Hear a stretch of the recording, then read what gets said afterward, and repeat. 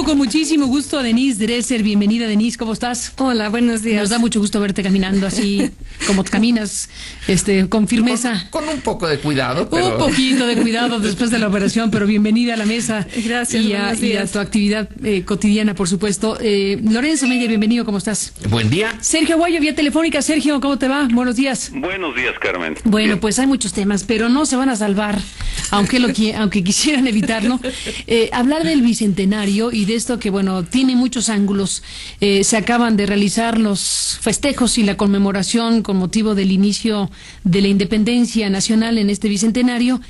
Y desde el debate respecto al Coloso, que si es Benjamín Argumedo, que si es el Malverde, que si es no sé qué, hasta la necesaria revisión de qué nos queda después de este gran pachangón, de este festejo, conmemoración y sus implicaciones. ¿Qué dices, doctor Meyer?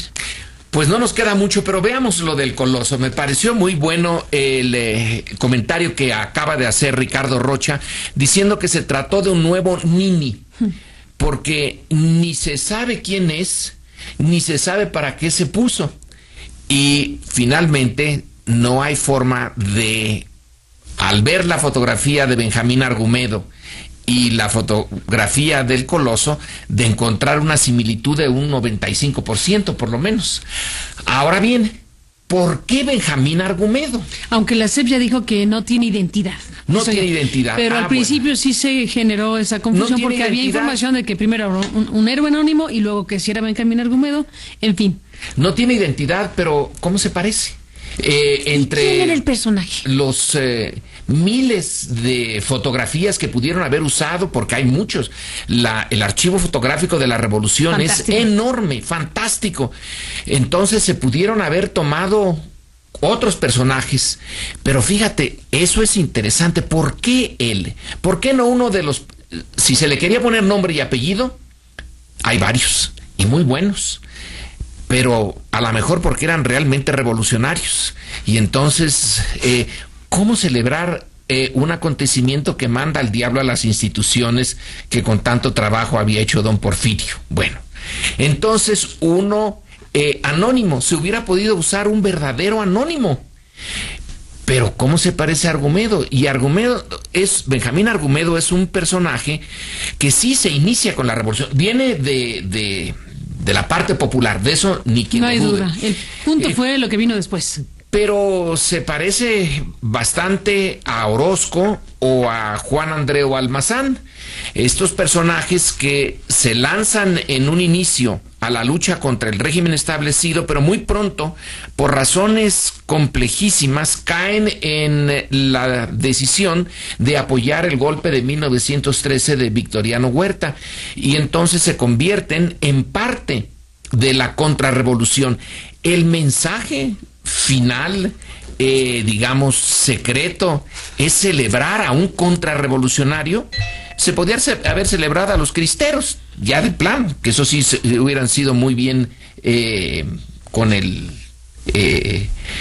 carácter de quienes estaban al frente de los festejos, pero se decidió por un contrarrevolucionario más insidioso, el enemigo muy personal de los villistas. Total, se perdió una oportunidad, pero no nada más con el Nini colosal, sino con todo el festejo. Y quizá, Carmen, era inevitable, porque un gobierno que está en manos de un partido que nació para oponerse a la revolución en su momento más constructivo, que es el cardenismo, pero nació como una agrupación política, el PAN, con todos los ánimos contrarrevolucionarios. Entonces, ¿cómo pedirles a ellos que celebren la verdadera naturaleza del espíritu de dos revoluciones? Bueno, no pues ahí está el famoso Coloso. Debo decir que Juan Carlos Canfield, que es el creador del Coloso, ha dicho que las facciones sí son de Argumedo, Vaya. pero que solo sirvió como modelo, o sea, que buscaron en la iconografía revolucionaria y dijeron, este es un rostro muy bueno. No se ocuparon mucho de investigar qué significaba. Eso es, Carmen. Les gustó un rostro que es un gran rostro para efectos de imagen de la revolución. Se preocuparon en investigar. Nada más que se veía muy revolucionario. Este es un rostro para hacerlo. Nada más que resultó contrarrevolucionario. Nada más. Pero nada, bueno, de no ser por ese pequeño problema, todo lo demás está resuelto. ¿Qué dices, Denise? Pues fue una gran fiesta, fue un espectáculo extraordinario, fue una celebración muy fastuosa. Como fiesta, quizá le podríamos dar una calificación de 10. Oye, con lo que nos costó es lo menos, claro, ¿eh? O sea, solo faltaba que no estuviera buena, ¿no? Pero como oportunidad para reflexionar de dónde venimos y hacia dónde vamos, cuáles han sido nuestros aciertos y nuestros errores y cómo corregirlos yendo hacia adelante, me parece que sí fue una oportunidad perdida. Da la impresión de un gobierno que no supo qué hacer en realidad frente al Bicentenario, la multiplicidad de coordinadores que hubo en torno al evento, y me parece que se les agotó el tiempo y en el último momento pues simplemente sacaron la chequera y pagaron a quien pudiera armar el espectáculo más fastuoso. Pero quizá la reflexión que yo tengo ahora muy presente es sobre la convocatoria que se hizo a los expresidentes.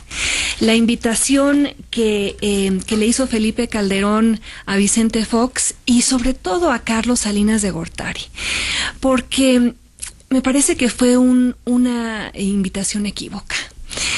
Manda la peor de las señales y que nos dicen que fue en aras de la unidad nacional, y el propio Salinas en una entrevista dice que es reminiscente a el momento en el que Ávila Camacho convoca la unidad 42. Exactamente ante la guerra, pero en este momento yo preguntaría, ¿unidad para qué?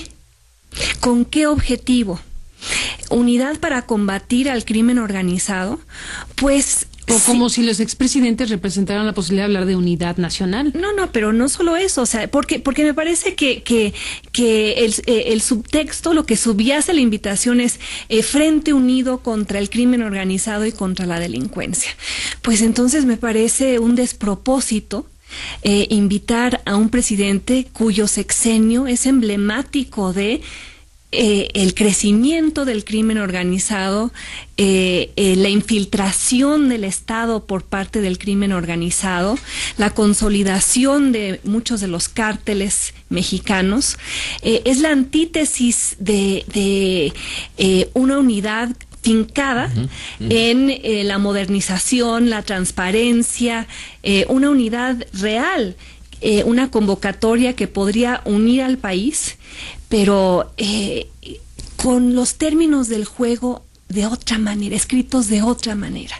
Y aquí me parece que es solapar de nuevo, pues, al viejo régimen, un PAN que ahora a 10 años de distancia de la alternancia no sabe bien a bien qué hacer, tampoco con el viejo régimen, ni cómo distanciarse de él, y acaba por invitar a una de sus figuras más emblemáticas. Pues sí, fue interesante esta decisión que toma la presidencia de invitar a los expresidentes.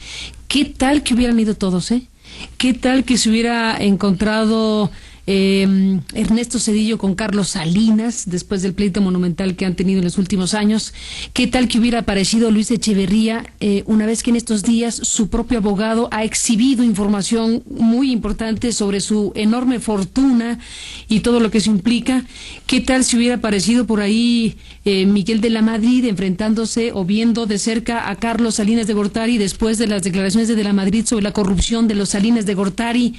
Bueno, qué invitación esta. Hubiera sido realmente interesante verlos a todos en escena. Obviamente solo podían ir Vicente Fox y Carlos Salinas a esta invitación de Palacio Nacional.